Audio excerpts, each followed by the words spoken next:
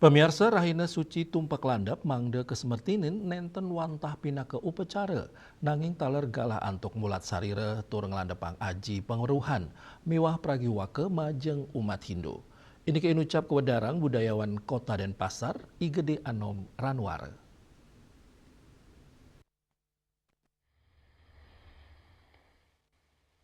Manut Dani, tumpak dados patemon Saptawara miwah Pancawara, inggih punika sanecara sareng kliwon, raris mauwa nuju pengawit anyar, inggih punika redite umanis. Selain saking teologi, patemon inucap nenten wantah anutin kalender, nanging taler nyinayang penglimbak energi, turumaning frekuensi alam semesta, anutin teori perioderisasi teologi, wenten frekuensi gelombang suara negatif, sejeroning nyomnya inucap, kesuarang puja, mantra, kidung, tabu gamelan, kantos suaran gente. Suaran punika sani kepercaya, sideng waliang male kanan imbang jagat, pantaraning alam miwah manusia. Jadi ketika kita memiliki pengetahuan, awalnya hanya sebagai perisai dalam kehidupan, dan kemudian juga bisa diujikan bagaimana sih kekuatan pengetahuan itu dalam kehidupan ini, fungsi pengetahuan itu dalam kehidupan ini.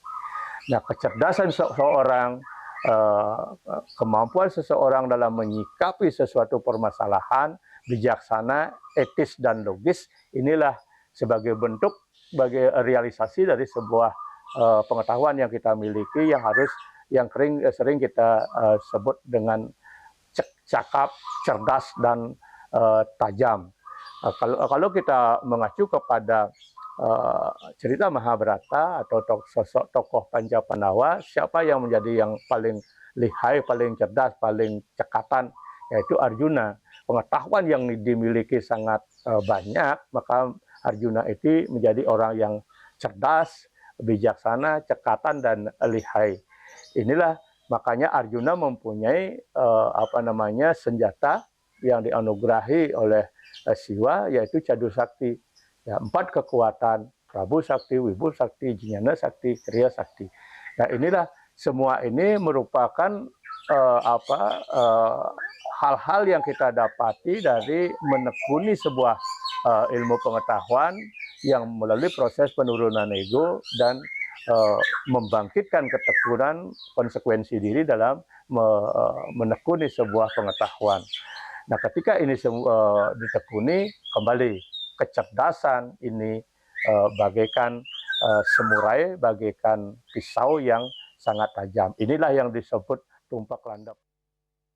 Dani mausang, tumpak landap mempaikatan sareng wuku landap, karena ni mangkin wanta penglimbak penguruhan Saraswati kantos pagerwesi, tur tumpak landap, kenirgamayang dados ujian kelayakan, antuk kewigunan penguruhan inucap.